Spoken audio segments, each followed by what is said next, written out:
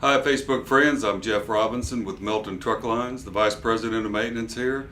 Welcome to, I believe it's episode 6 of Melton Maintenance 101. And I'd like to introduce Jason Cruz, our Director of Maintenance. He's going to tell you a little bit about what we do. Hello, everyone. Well, at Melton Truck Lines, the average age of our trucks around 2 years old. So we run up-to-date equipment. Here in the maintenance department, we're here for you. In Tulsa, we have a great shop.